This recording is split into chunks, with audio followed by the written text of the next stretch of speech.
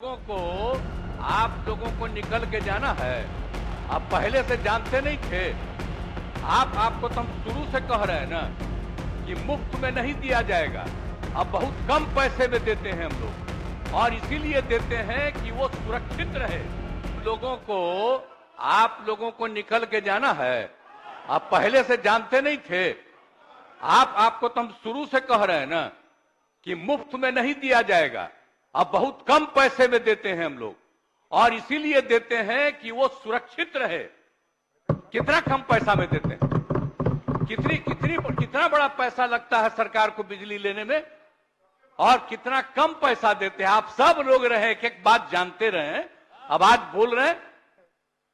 और बाकी कई राज्यों में कुछ लोग अपना कर देते हैं कि मुफ्त में देंगे, और हम तो शुरू से यहां बोलते रहे, बाहर बोलते रहे, यहां तक कि चुनाव के दौरान जब भी चुनाव होता था वहां पर भी हम खड़ा होकर के बोल देते थे कि ये सबकी सुरक्षा के लिए है।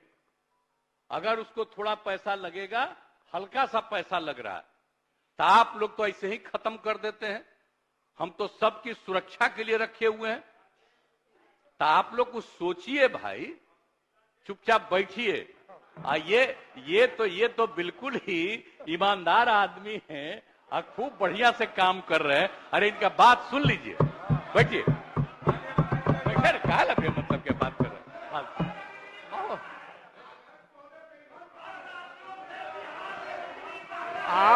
आप एक मिनट सुन लीजिए। आप एक मिनट सुन लीजिए। जरा जरा जरा जरा जरा जरा अन्य राज्यों का महोदय बगल के राज्यों का बिल भी ये लोग देखे, और बिहार के कंज्यूमर को बिल भी देखे।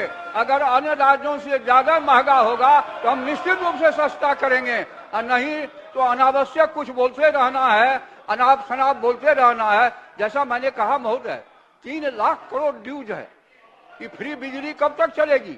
कहां से आएगा पैसा? पैसा कोई घास में फलता नहीं है। पैसा तो कहीं न कहीं से पब्लिक के पास जाएगा। इसीलिए ये माननीय मुख्यमंत्री जी का शुरू से ये कॉन्सेप्ट रहा है कि फ्री बिजली के हम खिलाफ है। किसी चीज में सस्ती बिजली, उन्होंने कहा भी, घोषणा भी किया था कि गरीब गुरबा गांव गरीब सभी को मुफ्त फ्री बिजली नहीं, लेकिन उसके बिल में लिखा हुआ रहेगा कितना। मैंने जैसा कहा लगभग 14,000 करोड़ से अधिक, जी 14,000 करोड़ से अधिक हम लोग देते हैं उसमें सब्सिडी। अब इससे बेसी क्या सुविधा चाहिए? और ग्रामीण क्षेत्र में साधारण कंज्यूमर का और ज्यादा है, शहर में उससे सस्ती बिजली मिलती है। इसलिए महोदय, अब स्वाभाविक है, पार्टी है, अपनी अपनी विचारधारा है। आज से 10-15 दिन पहले महागठबंधन की सरकार थी तो 4 लाख नौकरी मिली तो उसका श्रेय ले रहे हैं, और बिजली में प्रॉफिट में कंपनी गई तो उसका श्रेय मुख्यमंत्री जी को नहीं है, उसका श्रेय उनको है।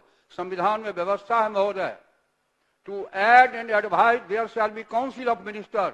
मुख्यमंत्री के सलाह और सहायता के लिए मंत्रिपरिषद होता है। मंत्रिपरिषद में कोई क्वारम नहीं होता है, कोई वोटिंग नहीं होता है। इसलिए आज अगर नरेंद्र मोदी जी की सरकार की उपलब्धि है तो बिहार में नीतीश कुमार की कॉन्स्टिट्यूशनल रिस्पॉन्सिबिलिटी सुविधा है। लेकिन संविधान से क्या मतलब इन लोगों को?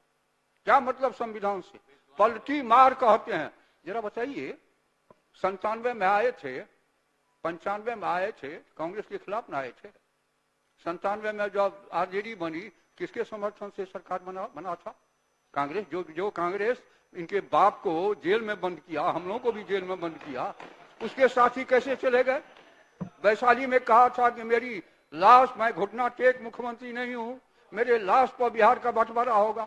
और जब कांग्रेस ने समर्थन दिया तो कैसे राबड़ी जी की सरकार को बचाने के लिए झारखंड के मामले में सहमति हो गई। तो बोलते कुछ है, आचरण कुछ है। आज राजनीति की विरासत यह है महोदय, बोली में और कर्म में महान अंतर वाले जो लोग हैं वही अपने को क्रांतिकारी मानते हैं। जो काम करता है परिणाम देता है, उसकी चर्चा लोग नहीं करते। हमारे यहाँ मिथिला में कहावत है, और बहे सो खौर खाया बकरी खाया चार। तो जो काम नहीं करे वो पूरा वातावरण परिवार। अब नीतीश जी के कृपा से ही 2 बार जो उप मुख्यमंत्री बना, आज बड़ा भारी नेता क्रांतिकारी हो गया।